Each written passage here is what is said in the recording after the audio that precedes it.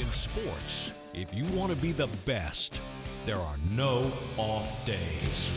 Get ready to cozy up and get ready for a long, cold, dark winter.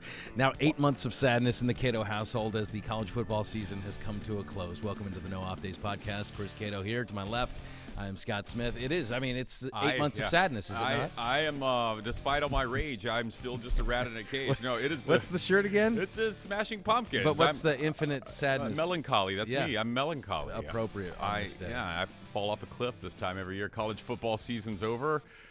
I don't know what I'm going to do for 8 months. And it came to a resounding thud, too. It wasn't quite the walk-off that we had imagined it would be. Splatter. It was, a bit of a splatter.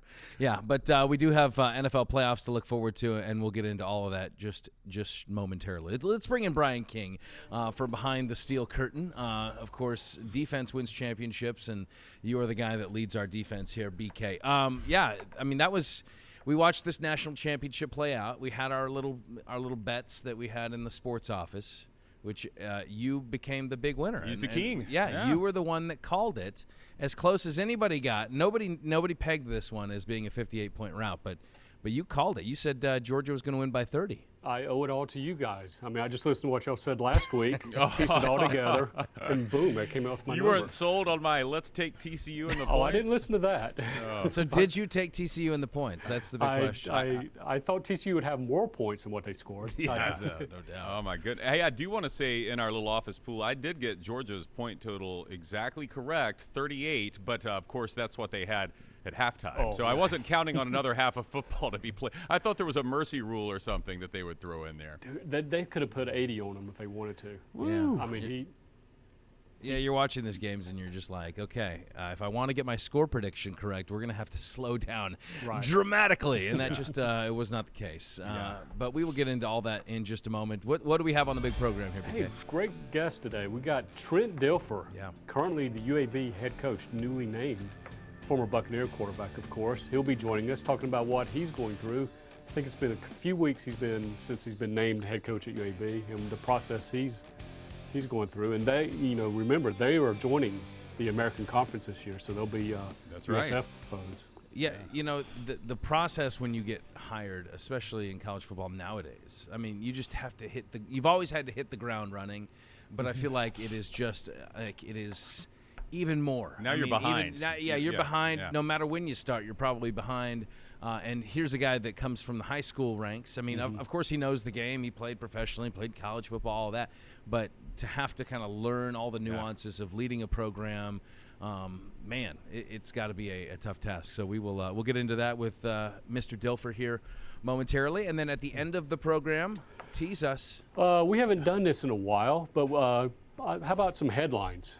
I've come up with some headlines. Some are real, some are fake, and let you two decide about those. Most shows do headlines at the top of the show, Brian. Yes, but this is not like most shows. In many ways. I hope you have your sniffer working. We're going to sniff out those fake headlines. Okay, let's do that. Very good. All right. Thank you, BK. We'll catch up with you momentarily. If you're listening and you'd like to watch, go to fox13news.com/NODPOD.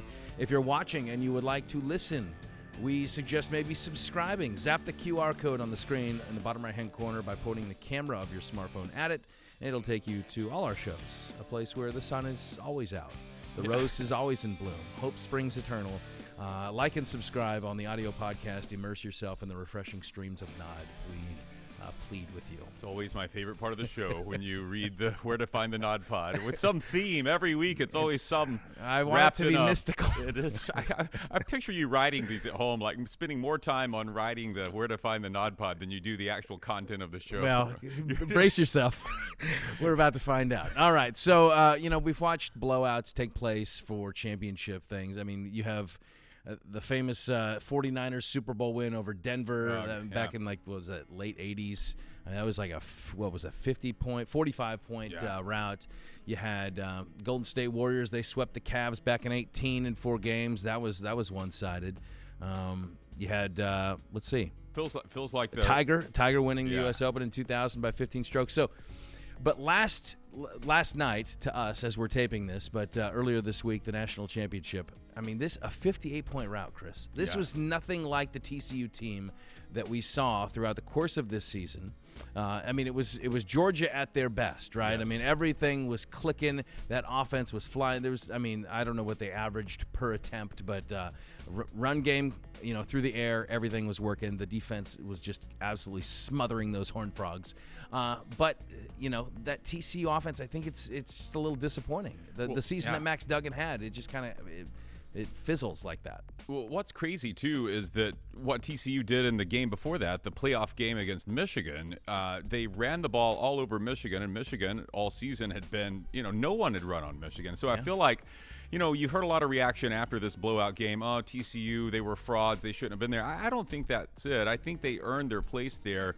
I think maybe Michigan let us down a little. That game, as you pointed out last week, was a little skewed the way it went with the 2 pick sixes. There was, Michigan, if they'd taken care of business, probably could have won, but TCU pushed them around at the line of scrimmage and gave all of us this thought that, well, if they could do that to Michigan, maybe they can give Georgia a game. But they just got run over both sides of the ball all night. Their defensive backs were never anywhere around Georgia's receivers. I mean, Georgia could have thrown it on every play if they wanted to. So, I don't think it's so much TCU is a fraud, the Horned Frauds. I don't think that's the case. I just kind of think that, I'd look forward to a 12-team playoff when it would give more opportunity to weed out a team that hasn't had all of its flaws exposed yet. And I don't know that TCU's season, had really prepped them for a playoff atmosphere like that. Well, this is where you have, you could put 2 teams on paper and say, okay, it's going to be a blowout. I mean, at the beginning of the year, nobody predicted TCU was not in the top 25. Nobody really knew who Max Duggan was. I mean, he wasn't even the starting quarterback going in. But, you put these 2 teams on paper and you're saying, okay, well, this is obviously going to be a blowout, Georgia, right? But it doesn't account for kind of the magic that TCU had throughout the course of the season, the breaks that they got, which made everybody believers. Hey, right. This is going to continue. Why not? This team has a little something special. Perhaps this is the year we see, as you put last week, the David beating the Goliath. The David in this story ended up being Georgia, though, because what Kirby Smart has acquired there in Athens it's a factory, and you're familiar with that as being a Bama fan. When you have just layers and layers of talent, that even in that game when they start swapping guys out in the second half, their third string's running all over. Yeah, TCU. I mean it shows you that this Georgia team, and immediately, of course, they come out with the odds for next year, and Georgia's right at the top. They're gonna, they're predicting a three-peat. But it has become a factory, and Kirby Smart has recruited his tail off and brought in guys that, they could compete probably with some lower echelon NFL teams. It would be interesting to put them up there. But what they've done there and the career that Stetson Bennett has, and we've all heard the story of where he came from and the belief in himself and the ability to fight and to now have back-to-back national championships. What a story it is for him individually. But, I think that we have seen this model of what every team in college football, they want to be. They want to do something like the footprint that Nick Saban kind of started out with, and his predecessor, Kirby Smart, has now carried that torch. Yeah, it feels like the torch has been passed, as much as it hurts me to say that. Not that it can't go back the other way, but they lost 15 draft picks to the NFL, 5 first-rounders off that defense, and so you think there's got to be some drop-off. They gave up, I think, 11 points a game last year. This year they gave up like 13. Not a huge drop-off. The question is this year's team actually better than last year's Georgia? Offensively, I believe it is. And then if you look at the current high school recruiting board, Alabama's 1, Georgia's 2. So this isn't going away. And any coach that can create this mindset that Kirby created this year, where he had convinced his team that they were not the hunted, we are still the hunters, because this is a different team than we had the year before. They're going to have that same mindset next year without Stetson Bennett. But, yeah, why not three-peat? I mean, you can have a level of expectation, which is good, but Kirby hit on this after the game, his post-game comments. It's the entitlement that really starts to undermine the kind of the foundations of a program. And so as long as you have, that expectation and the entitlement is not creeping up there, then you can do some amazing things. But there is a piece of this Georgia now kind of early dynasty. I don't know, maybe that's too soon to call it that, but in Todd Monken, the offensive coordinator. You wonder if he's going to be sticking around, because, this guy has He was here in Tampa Bay, and he was the Bucs offensive coordinator, and he's bounced around the college ranks. He's been a head coach before at Southern Miss. You got to think he gets another opportunity. Well, and that's what I wanted to say, too, when you're talking about Georgia sustaining this, right, and what we've seen Nick Saban do. Okay, can you sustain it when every other year you're replacing your coordinators? Now, he did it this year. He replaced his defensive coordinator, Dan Lanning, and did a good job there. But, yeah, if Monken leaves, Dabo Sweeney's had that issue at Clemson. You referenced earlier, though, my last week I told you I was going to take those TCU points, right? The plus 12.5. I did. I scooped them up, Scotty. Did you lose as much as Mattress Mac? No, I didn't have as much to lose as Mattress Mac. Thank goodness. No, I lost $25 on that one. But, I realized I analyzed this thing all wrong. What I did was I usually study some film. I usually use my own expertise. The All-22. All-22 and my years of watching countless hours of football and look at the analytics and make a pick that this time I just went with the mascots. I said, look, we got a bulldog over here. Right. But what is this horned frog? What is he? What's he all about? Well, first of all, he is a horned fraud because he's a lizard. He's actually a lizard. Really? Yeah, he's actually a stubby, spiky lizard. But here's why I want all my defensive linemen to look encompass like that. Yeah, stubby, spiky. Well, here's another thing you want him to do, Scott. This thing's defense mechanism is it can shoot a stream of blood out of its eye socket up to 5 feet that it would spray a predator with. So I saw this National Geographic video of it hosing down a coyote with its blood laser, and the coyote was like, what? It just got maced by blood. And so I said, there's no way I'm betting against that mascot there. And so I took the horned frogs. How does that actually protect you?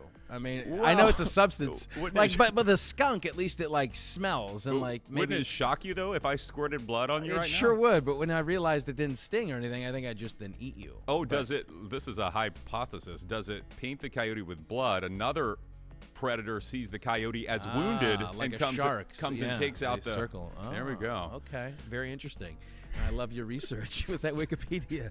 My goodness. No, I watched a National Geographic video. I told you. Another big loser in this is Shaquille O'Neal, because he came out before the game and on the TNT program there and said that he was picking TCU, and if TCU didn't win, that he would eat a frog. He did. Guess what he's got to do? He's got to eat that frog. Oh my gosh! But I think he's probably going to do frog legs. He squelched kind of a little southern delicacy a little bit. If you listen to his exchange with Ernie Johnson, he first said, "I'll eat a frog," and then he said, "I'll eat a horned frog." But then he dialed it back and he was like, "Cooked and fried." I want him to lick a toad. One of those. Well, I was thinking if it's going to be a live horned toad, then Shaq gets the blood squirt, right? Like you would have to get past that. Yes, the bloody you have to wrestle laser. with it. You have to tame it, and then you have to bite it. I would like to see him cook it and dice it and put it on a Papa John's Big Shakaroni. What do you think? Oh, that would be an interesting topping. Horned frog pizza? Are those anchovies? No, my friend. No, those are dive in. Toad eye socket. Yeah. Well, a long flight back to Texas for TCU in that game, and they could probably use an emotional support animal at this point in time. But I hear that you have dug up another story on. You are an intrepid animal reporter, by the way, about another recent emotional support animal. Yeah, we just had the travel season here, right? And there was this whole hubbub with Southwest losing everyone's flights and their bags and everything. Well, one woman who didn't lose her bag was coming through the Tampa International Airport, and as they x-rayed her carry-on, they discover a coiled shape within her bag, and these TSA guys are pretty good, and gals, they can tell it's only one thing. And sure enough, she has carried her pet boa constrictor. Oh my gosh. 4-foot-long boa named Bartholomew, which she told the Eat my shorts. Yeah, she told the TSA was her emotional support snake. Now, I have it's gone out of hand. I have questions. If it's your emotional support pet, then why is it in your carry-on? Wouldn't you just have it around your neck already for support? Maybe just the distance. Like it just needs a. I don't know how those things work.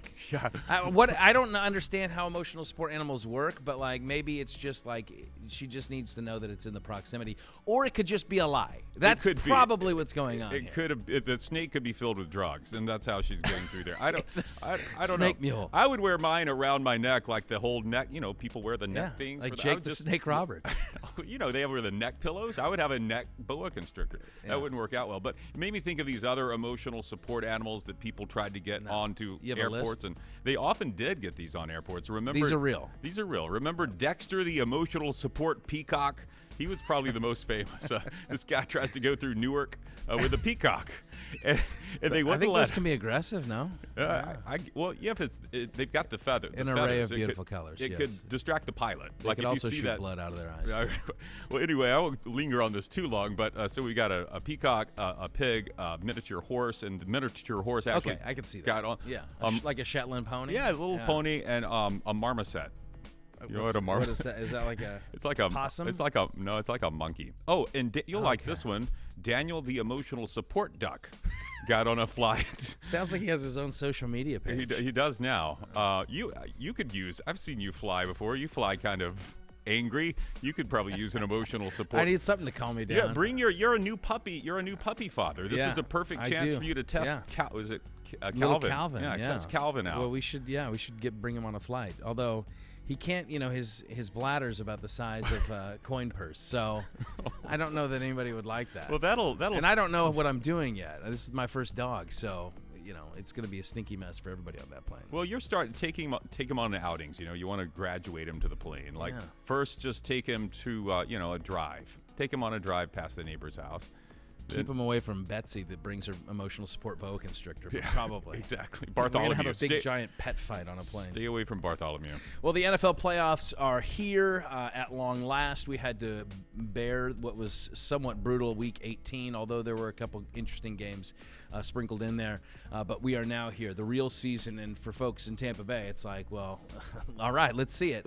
I think you've been doing the rope-a-dope for us all season long here, Mr. Brady. Let's see if we can have this offense come to life and everything kind of clicks in all cylinders. But, looking at some of these wild card matchups, I mean, there are a lot of intriguing games. And, your bye is going to be Buffalo on the AFC side, which it's Kansas City. There you go. On the AFC side, and then on the NFC side, it's Philadelphia.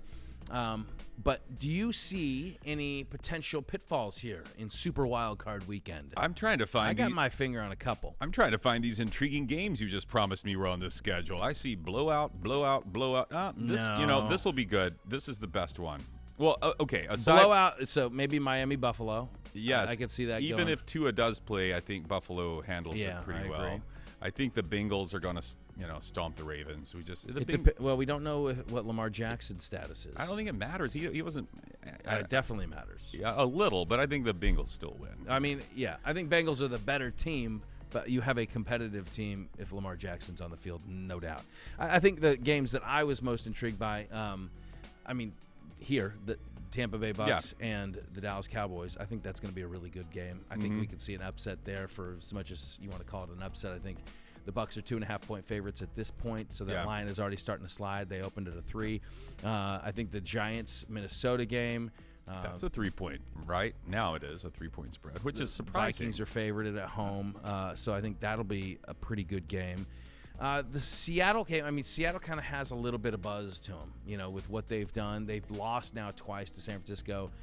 The Niners are loaded. This could end up being like maybe an equivalent of like the TCU-Georgia matchup where you have one team on paper that doesn't deserve to be next to the other team, but Seattle does have a little bit of mojo working in its favor at this point in time. A little bit.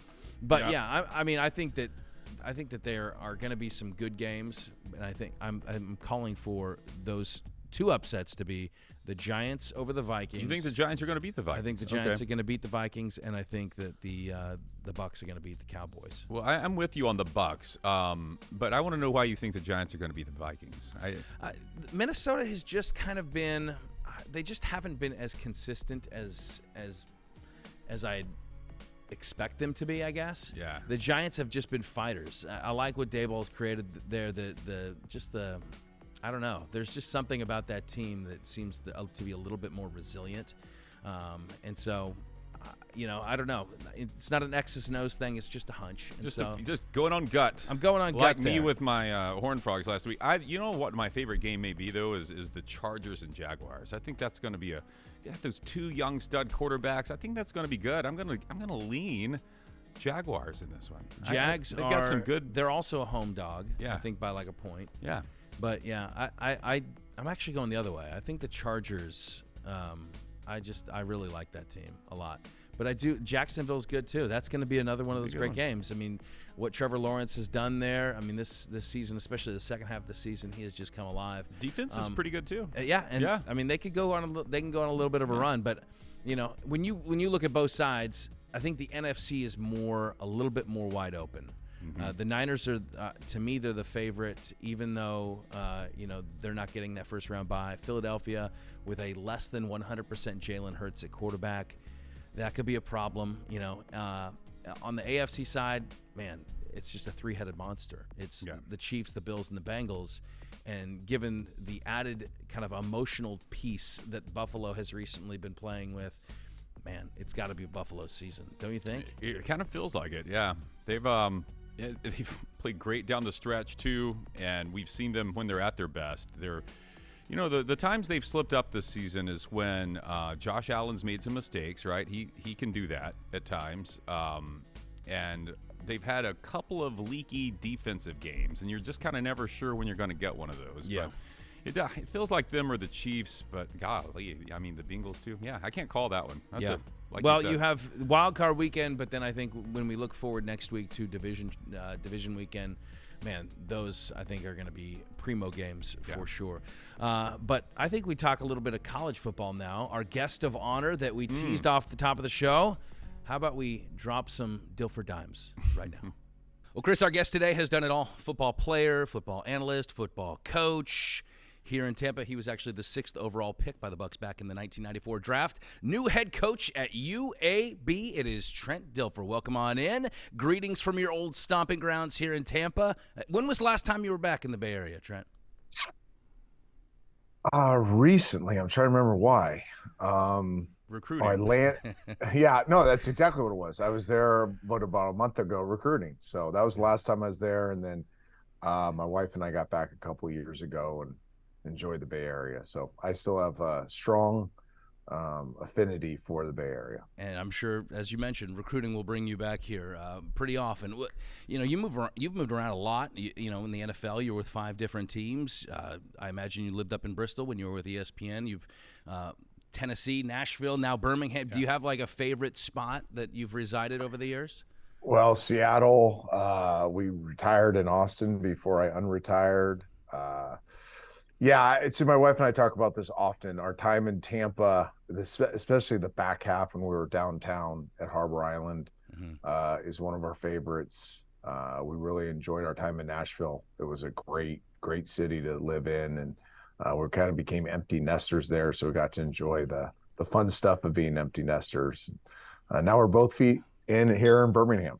Yeah, let's talk about your new city there. I was there recently visiting family in the area, and I got to say there's a ton of energy now around your hire. Everyone's talking about it. It was a lot of people believe it's exactly what UAB football needed. They needed something not only splashy, but something with substance. And a lot of people are excited, Trent, about your connections, you being so intertwined with both the NFL and college, and of course through your Elite 11 camp over the years, the talent that you could bring to that roster there. What was it about UAB that made that job attractive to you, having, you know, you were having success right there in Nashville coaching high school football? What made this the place to take that leap for you?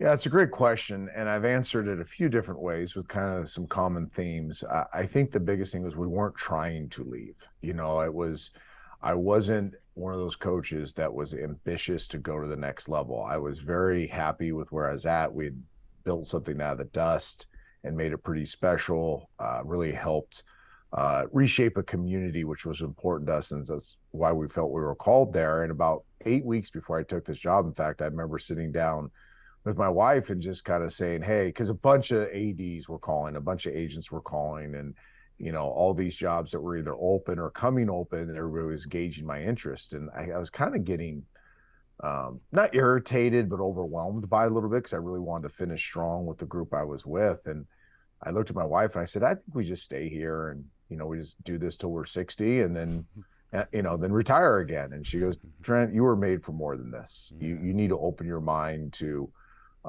doing this, what you've done here at the next level. And but you can be picky about it. And getting to my answers, okay, what does picky mean? And to me, it geographics mattered. I wanted to be in the Southeast. I've really fallen in love with the Southeast. Football matters more here. It just does. People can argue. I lived in Texas for 4 years, and yeah, Friday Night Lights is a big deal, but football in general means more in the Southeast. The quality of athlete that you can recruit, I think you have an advantage here in the Southeast. I wanted a president that cared about excellence, that he woke up in the morning thinking about excellence and went to bed at night thinking about excellence. And he had proved that with what he had done in his institution. And Dr. Watts here has built an incredible institution, the medical school here, all the things they've done is top shelf. And then an AD that was a football guy. Now, he didn't have to think football was the most important, but he has to understand that football is the most impactful. And I think that is something that's really important to me, because we want to impact not just an institution, but a city through the power of football. And then obviously a donor base has proved it. You know, these things are expensive, man. Yeah. It's expensive to build a top shelf program in college football, and you need a donor base and a city that can support that type of development plan. And they've done that with bringing football back, building a state-of-the-art stadium. We have great facilities here. You know, they have proven that they're about their business. They don't just talk about it, they're about it. And then I really developed a strong connection to Mark Ingram, the AD. You know, we started this thing as just a informational gathering process between the two of us. Obviously, if you're him, it takes some courage to hire a high school coach, which I understood. And I wanted to know more about him. I wanted to know more about the institution. I wanted to know more about the football program. So the first 4 weeks were kind of a filling out process. And then once this thing got real, I was really excited about it and was able to tell those other schools that were interested that I kind of had targeted this. And here we are. Well, you get hired just after Thanksgiving, and you have transfer portal. You got to build a staff. You got to get out there, recruit. You got to keep the guys that you have on the roster. I mean, what's the last month and a half been like? Drinking by a fire hose. It really has. I met with the staff for the first time, and we're not even whole yet, but with the staff that we have in place 2 nights ago. And I said, guys, I'm a process guy. I mean, we're going to be highly detailed, highly organized. You'll know where you're going to be every second of every day. But for right now, that's not what we're about. Right now, we're about getting stuff done. And you wake up in the morning, there's 400 things you got to get done by the time you go to bed, and you only end up getting 6 of them done. So you wake up the next morning with 396 plus 400 more. Oh. And you're just, you know, you have to be, you have to really separate what's urgent and important. You know, everything's important right now, but what is urgent? And we're really focused on kicking butt on the things that are urgent, knowing that we'll eventually get to all the other important things. But right now it's, you know, this is a talent and fit acquisition and development business. You're looking for talent and people that fit to bring into your building and then develop them. And that's not just players, that's staffers. So I'm looking for high quality human beings and high football acumen coaches. I'm looking for great support staff people. I'm looking for great players, but not just great athletes, great members of society, good students, people with great work capacity, guys with grit, determination, and fight, guys that have come from high school programs that have had a lot of demands on them. Like, we look at recruiting more as connecting than we do at just going and finding what the recruiting services say are the best players. We want to connect with a young player. We want to get to know them. We want them to get to know us. We may not fit for them, so we're overly transparent with how we're going to build it. And we really want to dive into a little bit of their background more than just as football players. And we were really successful the first recruiting period. We signed 16 out of the 24 that visited. That's a enormously high number or percentage in the first one. And we've targeted a handful of guys in this recruiting period with the portal and JCs, and then we'll move on to the final recruiting period, which is finishing your 23s that will sign February 1st. So we feel like we've done considering we all started from zero when I got here, we feel like we've done a nice job of building a top shelf, I'll use that term again, recruiting department. Our coaches really leaned in and worn a lot of hats in the short term. we're excited about where we're going. Well, do you even hire a quarterbacks coach? Because to me, that would be like Gordon Ramsay hiring a chef. I would feel sorry for that chef that had to work under the guy who has pioneered that. Yeah, how do you approach that position? And you mentioned your recruits. Have you found that, because I think that's the expectation, right? This is Trent Dilfer with his Elite 11 camp, over 10 years of being the coach of that. Have you found that, you get that quarterback, then other players follow? Have you found that guy yet? It hasn't been the model, and I could see why that would be assumed. And this is going to sound weird coming from a quarterback, but your quarterback's only as successful as the people around him. That's coaches and players. That's the process that you instill. That's the scheme. That's the culture. So we really focused on that first. We really focused on building this thing inside out, on the line of scrimmages, using the portal and junior college players as kind of supplementary type pieces to fill in some gaps, create competition in some positions, knowing that the quarterback situation will work itself out. We actually are very pleased with a couple of guys that are on the roster. They're guys I have history with. I know them about them. I've studied them before. We will add quarterbacks, obviously, and there's a lot of interest in that.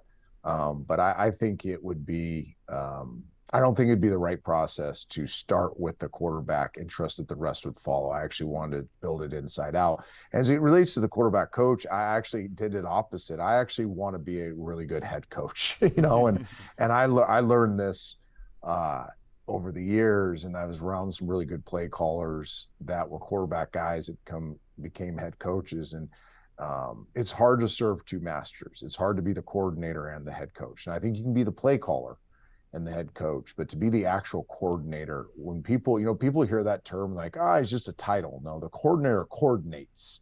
He does a lot of stuff. He basically has head coaching responsibilities. And I want Alex Mortensen, who I hired from the University of Alabama, to be able to do that. And he's also a quarterback guy.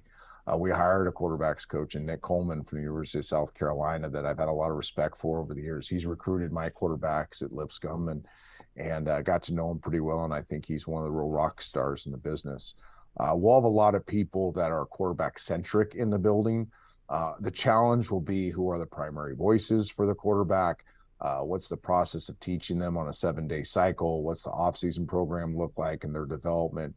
But we'll sit down again. Those are important things. They're not urgent things right now, but we'll make sure the quarterback that plays at UAB is the most prepared quarterback in the country. I'm pretty confident in saying that will happen. So it sounds like you're already starting to pluck some talent away from the University of Alabama. You are obviously in it's got to be one of the toughest states to recruit in, between Auburn and Nick Saban and the machine they have down in Tuscaloosa. How do you feel your pitch will look as you move forward into filling out these guys and these rosters, having to go somewhat head-to-head with those two programs? Yeah, I don't think you're really going head-to-head with Alabama. That would be foolish to say you're going to go recruit against the University of Alabama and Nick Saban. They're going to get who they want. They're going to have the first pick at all the top talent in the country. The good thing is the state of Alabama is loaded.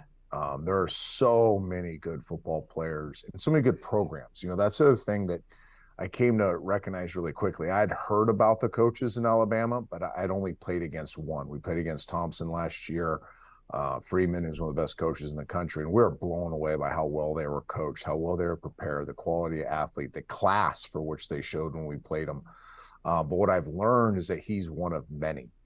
There's a lot of great football coaches in the state of Alabama that have a lot of really good players. So there's enough to go around. I think that would be the easiest answer to that question. That, are we going to get the 6'4.5", 255-pound kid that runs 4.45 and has 5 stars next to his name? No. But there's a 6'4.5", 218-pound kid that runs 4.45 that is a year away from being 245. That we will get. In fact, we've already gotten them. So, we're just looking at it more as we're probably 1 year behind. We're going to take the kid that's probably going to take 1 year to develop before he would be a 4 or 5 star. But that's okay. He's still a really good player. He's got great competitive traits. He's been in a great program.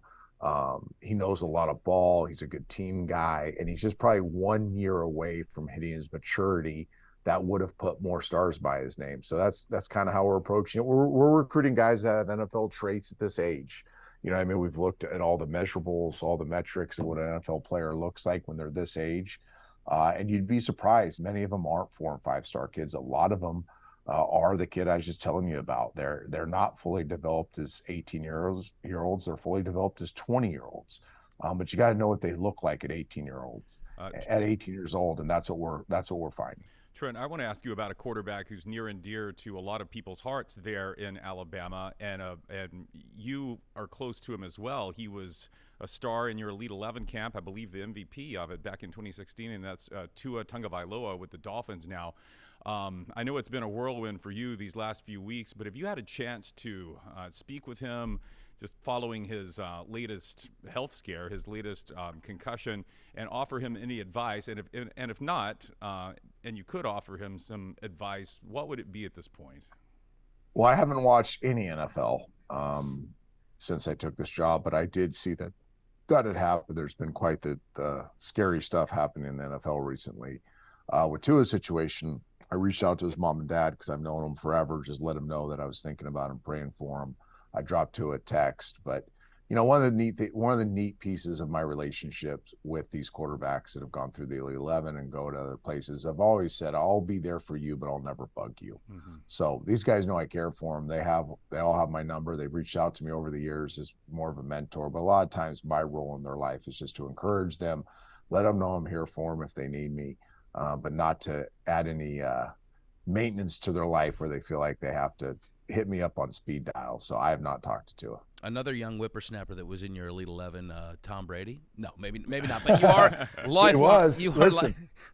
He was in my him and his sister. His sister and I were together at Fresno State. So Tommy was out at practices when he was like 12 years old when I was in college. I'm sure you saw the greatness even back then. I got to ask you because this team is now heading to the playoffs and they're 500 right now. They actually can use this week against Atlanta as a bye if they wanted to. What's your kind of take on what this team will look like, this Buccaneers team, and the chances? I mean, they still have Tom Brady. The offense has struggled, of course, this year. Hasn't found its consistency. Seems like we saw a glimpse of it last week. But I mean, what's your opinion on what he can do moving into the playoffs? Well, I think he can will your team to more wins than it probably deserves, and especially this time of year. And the one thing, just studying Tom over all the years when I was at ESPN, and really was just studying greatness, and he was kind of the key figure in greatness in the NFL, was his ability to get his team to get better as the year wore on, kind of that long tail approach to his in-season process that, he plays bad, the team plays bad, it doesn't look good, everybody knee-jerk reacts, including myself when I was on ESPN and saw him lose against the Chiefs one night at Monday Night Football. And I'm like, oh, they're not who they used to be. And he doesn't really get fazed by that. He's always looking at how we're going to get better as the year goes on, and they're playing some of their better ball offensively. He'll get them ready for the playoffs. Now, they don't look like a Super Bowl team, at least last I looked before I stopped watching the NFL and I took this job. But would you count him out? I mean, I wouldn't. I wouldn't be the guy that counts his ability to will a team to another Super Bowl. And he knows how to win. And sometimes that's an esoteric term, but there is a gift of knowing how to win a game. It isn't always what the box score says. A lot of it's these in-game decisions that a lot of people don't recognize, but they're the difference between winning and losing. And I think that's really ultimately where his magic is his ability to make 4 to 6 better decisions in the course of a 60-minute game than everybody else. And if it's a close game, he's going to end up on top of it. Very good. Trent, we wish you all the best in Birmingham as you settle in and hopefully get a little bit more sleep in the coming months as you step into this job. You notice that I got the bags underneath my eyes? That's not what he was implying, I'm sure. No. Well, it was hard to see you given the glimmer of the Lombardi Trophy right behind you shining off the sunlight there in Birmingham. But we appreciate your time. We wish you all the best, and I'm sure you'll be back in our neighborhood soon recruiting some of the best from the Bay Area. The great Trent Dilfer. Absolutely. Thank you for your get time. him, Trent. Appreciate it, guys. Thank you. Great conversation. There's just so much that I feel like we could have talked about. I mean, we didn't even get into his time here in Tampa or Dilfer's dimes, like the whole etymology of good guy. Gave long answers though. Yeah. Well, he's a thoughtful man. He is very thoughtful. He's going to need to dial it back a little though when he's in the locker room with those UAB kids. All right, Trent. He did give me a chance to ask him. I had some Birmingham specific questions for him. Okay. I wanted to. That's our key demo. It is. We're big in the ham. I think my parents live up there. They're big listeners. Hi, Cookie. But I wanted to ask him if he has been to the top of Red Mountain yet, because and he probably has, because the local TV stations sit atop Red Mountain. You get your elevation for your antenna up there. Is it like a legit mountain, or is it? It's a legit mountain. Okay. Yeah, and on Red Mountain, right outside a couple of the TV stations, is the Vulcan statue. Ooh. Yeah, the Roman Star Trek? No, like the Roman god of metalworks, because Birmingham was a big steel city. Into pagan worship. I know.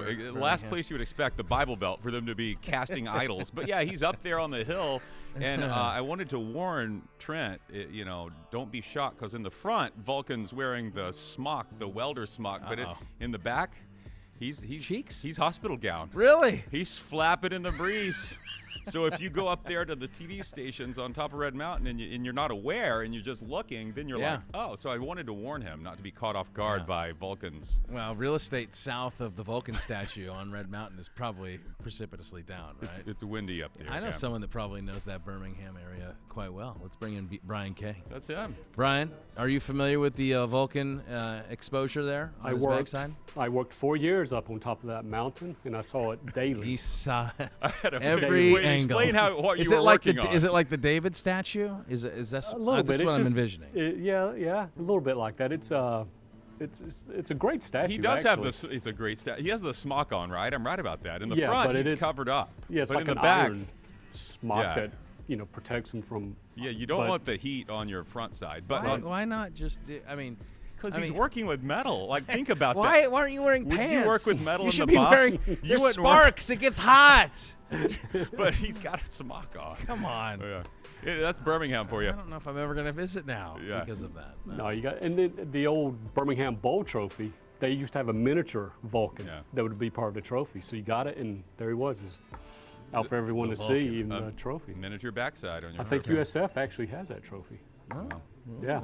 Well, hopefully they don't lose it to UAB this year. All right, we got some headlines. Headlines. You ready for some headlines? If it's anything about the Vulcan being exposed in the rear, I wish I'd known that. I would have done that. Let's see the first headline here. Coming up, it's man's trying to beat spam calls. We always get these spam calls, right? The guy's name's Tom Price. To beat these spam to beat the callers, he said he's going to legally change his name to Tom Price. Well, I love that. Almost as much as I love those side stories. What are those? What does it say? I can't read. My eyes aren't that good. Anchor, trying a new career in singing. That's Cato. And the other one is, trying to remember because I can't see it too well. It's Smith says toppings are not needed on pies. He has said that. That's true. That headline is true. The Scott Smith headline. But I'm pro whipped cream, as we must reestablish. All right. So man beats spam calls. He legally changes his name to. Yeah. I love it, and I think it is a real headline.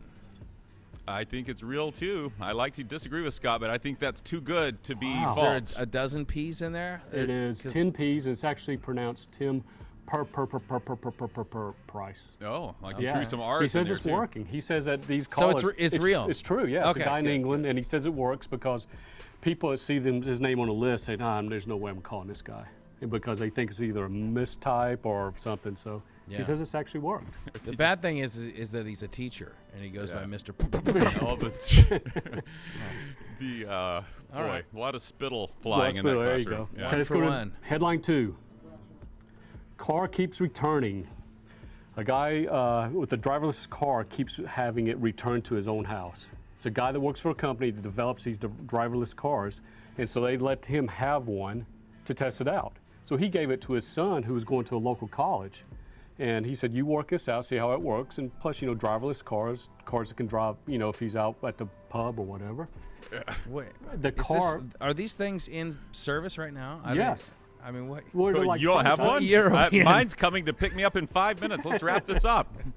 The problem with this car is there's a bug in the system, and it keeps returning back to the original owner's house.